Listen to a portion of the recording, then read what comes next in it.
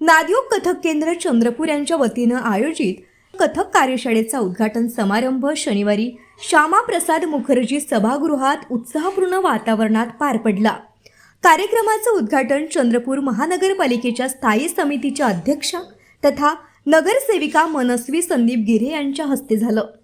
यावेळी सुप्रसिद्ध कथक नृत्यांगना व मराठी चित्रपट अभिनेत्री गुरु शर्वरी जेमिनीस यांनी उपस्थित विद्यार्थ्यांना कथक नृत्याच्या विविध पैलूंवर मार्गदर्शन केलं। कार्यक्रमाच्या अध्यक्षस्थानी ज्येष्ठ रंगकर्मी तथा मराठी चित्रपट समिती सदस्या डॉक्टर जयश्री कापसे गावंडे उपस्थित होत्या।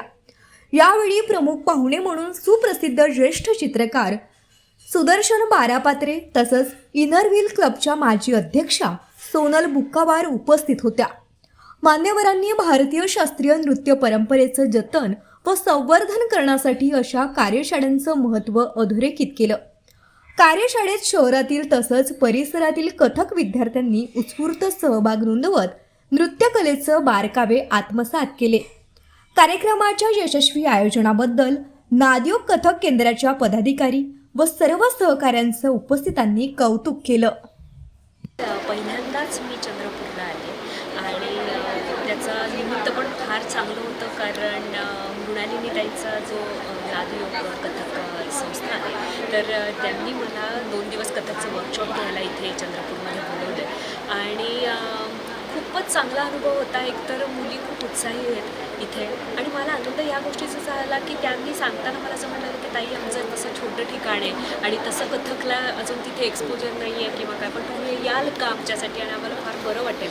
तर इतकं मला त्याच्यात सच्चेपण वाटलं। त्यांनी फेसबुकवरनं माझा नंबरही त्यांच्याकडे नव्हता, फेसबुकवर त्यांनी एका माझ्या रीलवरती ही पोस्ट केली होती खाली आणि मी त्यांना डायरेक्ट मेसेंजरवरती माझा नंबर पाठवला आणि मी म्हटलं की आपण बोलूया फोनवर आणि त्यांनी भीत दुसऱ्या दिवशी फोन केला आणि मी त्यांना म्हटलं मी येते, कारण मला असं वाटतं की ह्या शास्त्रीय नृत्यशैलींचा प्रचार प्रसार होणं फार गरजेचं आहे, कारण भारताचं वैभव आहे या शैली आणि बरेचदा असं म्हटलं जातं की या सोशल मीडियाच्या काळात किंवा 1.5 मिनिटाच्या रील्समध्ये या लुप्त होणार की काय शैली सगळ्या।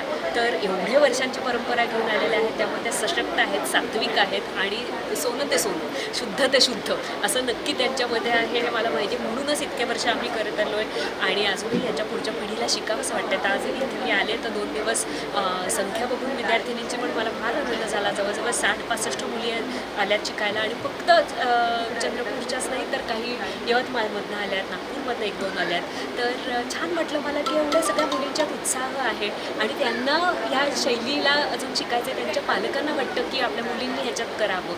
तर अशा वेळेला जेव्हा असं व्यासपीठ मिळतं त्यावेळेला मला वाटतं की आमच्यासारख्या नर्तकांची जबाबदारी आहे की त्याची अजून त्यांना गोडी लागावी या 2 दिवसाच्या वर्कशॉपमध्ये आणि मृणाली ताईंकडे त्यांनी अजून प्रामाणिकपणे आणि अजून वेळ देऊन या कलेला शिकावं। तर यांनी आमच्या कलेचंच भवितव्य उज्ज्वल होणार आहे आणि अल्टिमेटली त्यामुळे भारताची संस्कृती अजून समृद्ध होणार आहे। बिलकुल, भारताची संस्कृती जी आहे कथ्थकला पाहण्याचा दृष्टिकोन कसा काय राहणार आहे खूप महत्त्वाचे आहे आणि नेहमी असं वाटतं की आपल्या चंद्रपूरमध्ये कथ्थकबद्दलचे जे काही विचार आहेत ते खूपच मागासलेले आहेत।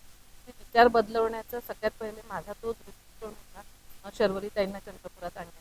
मी त्यांना खूप फॉलो करते, त्यांचे व्हिडिओज बघते, पण मग एक दिवस मला असं वाटतं की त्यांना आपण इथे बोलवू शकतो का, पण त्या इतक्या मोठ्या हस्ती आहे, इतकं मोठं ते व्यक्तिमत्व आहे की ते सहज येतील का आपल्या छोट्याशा जिल्ह्यामध्ये। तर मी त्यांना एक दिवस सहज असं मेसेज केला फेसबुकला आणि त्यांनी अगदी मला सहज रिप्लाय केला, त्यांचा नंबर पाठवला आणि संपर्क साधला। त्यांना चंद्रपूरच्या सांस्कृतिक क्षेत्रातली परिस्थिती सांगितली, खास करून कथकबद्दल।